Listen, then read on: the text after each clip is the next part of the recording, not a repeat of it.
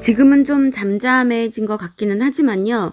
이번에 우리 우파 국민들 가슴에 아주 큰 상처를 내는 일이 있었죠. 바로 공병호 사태인데요. 제가 공병호 씨에 대해서 뭐 잘 아는 게 없었지만 이번에 공천위원장에 선정이 되었다는 소식을 듣고요. 잠깐 좀 의아했었어요. 유튜버인데 유튜버인 분이고 인지도도 크게 없는 것 같은데 왜 이분이 영입이 되었을까라고 좀 갸우뚱했지만 그래도 잘 알아서 하셨겠지라고 생각을 하고 이제 지켜보고 있었는데요. 결국에는 안 좋은 일이 터지고 말았어요.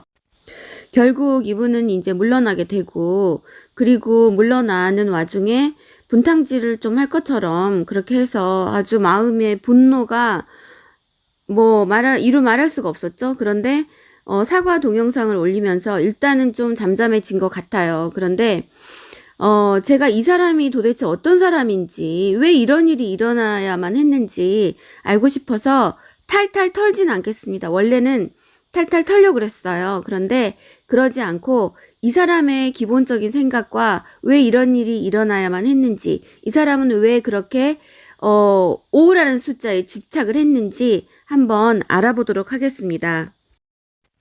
공병호 이분은요, 경제학자이고 강연자예요.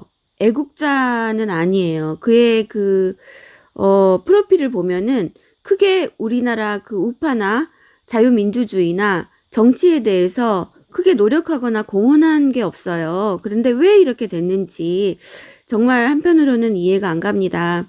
다른 거는 제가 뭐 특별하게 이분에 대해서 판단하고 싶지는 않고요.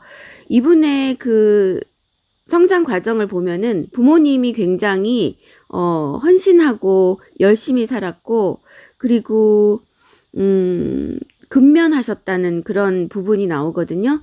그래서 본인 자체가 자신을 판단하기에 내가 평생을 반듯하게 열심히 살아가려고 노력했던 이유는 부모님이 보여준 희생과 헌신이란 두 단어를 늘 기억하고 있기 때문이다. 이렇게 말은 했는데 결과적으로 본인의 인생의 어떤 그 경로가 그런 식으로 펼쳐지지는 않았다. 이런 것을 알게 돼요. 근데 자신의 인생 5막이라고 이제 이렇게 글을 써놓은 게 있거든요. 그런데 거기서 보면은 1막은 학창 시절이고 2막은 연구원 생활이고 3막은 기업 CEO 생활이에요. 그런데 예상치 못한 상태에서 기업체에 뛰어들어서 아마 실패를 경험했던 것 같아요. 그리고 그 와중에 이제 40대에 접어들 무렵에 겪었던 정체성 위기에 대해서 본인이 말한 게 있거든요. 이 부분을 집중해서 읽고 들어보면은 왜 이번에 이런 사태가 일어났는지 아마 알 수 있을 것 같습니다. 본인의 생각과 신념에 대해서 그는 이렇게 말하고 있습니다. 이제 와서 생각해보면 내 유전자 속에는 공익을 위해서 평생 동안 헌신할 수만은 없는 특성이 분명히 있는 것 같다. 그런 기억은 유년기부터 시작해서 40대의 어느 날까지 수없이 많이 끄집어낼 수 있다. 일예로 연구소의 소장으로 활발하게 활동하던 시기에도 나는 내 이름 석자를 분명히 내세울 수 있는 활동을 좋아했다. 다시 말하면 내가 어느 연구소의 누구라는 사실을 받아들일 수 있지만 내가 누구인가가 가려지는 지점이 있다면 그에 대해 본능적인 거부감과 아울러 심리적 불편함을 느끼곤 했다. 변신하게 되는 또 하나의 이유는 그가 공익을 위한 활동을 계속함으로써 아들들에게 자신이 원하는 만큼 좋은 교육을 제공할 수 없었다는 점도 역할을 하는데 그의 회의감은 이랬다. 자본주의에서는 자신의 능력으로 부를 축적하는 사람들이 주인이고 나머지는 조연일 수밖에 없다. 내가 그것에 만족할 수 있을까? 내가 가진 그 귀한 시간과 에너지를 조연이 되는 일에 투입하고도 과연 후회하지 않을까? 본인의 생각을 서술한 위의 글에서 알 수 있듯이 공병호는 공익보다는 본인의 어떤 가족이라던가 아들들에 대해서 어떤 확실한 미래를 제공해주고 싶다는 생각을 이번에 했을 수가 있지 않을까라는 개인적인 생각입니다. 그래서 2020년 미래한국당의 공천관리위원장이 되면서 이 사람은 어떤 좋은 기회를 자기 가족들에게 제공하고 싶다라는 생각에 그런 유혹을 받을 수도 있지 않았을까라는 제 개인적인 생각이 듭니다.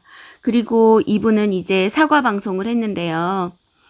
과연 왜 그랬을지 지극히 제 개인적인 생각입니다만 2019년 4월 21일 공병호 TV 유튜브 채널을 만들었어요. 그래서 이제 2,000명이 구독을 시작해가지고 바로 얼마 전 2020년 미래한국당 공천관리위원회 위원장이 되면서 순식간에 50만 구독자가 이제 돌파하게 됩니다. 그런데 이번 사태를 겪으면서 몇만 명이 구독 취소를 하게 되었어요.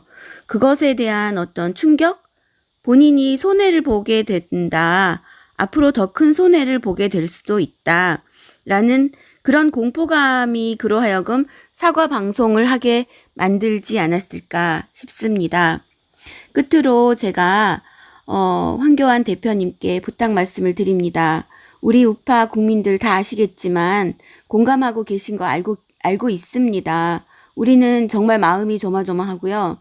이번 4.15 총선을 계기로 다시 한번 우리나라가 우리 대한민국이 우뚝 서게 될 수 있는 큰 계기를 마련할 수 있도록 온 마음을 다해서 응원하고 있습니다.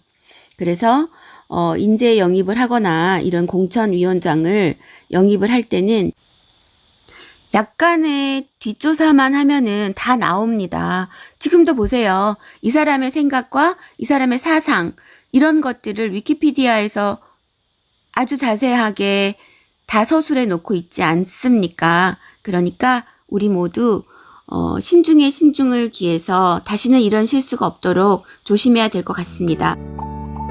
항상 응원하고 지지합니다. 우리 우파 국민 화이팅!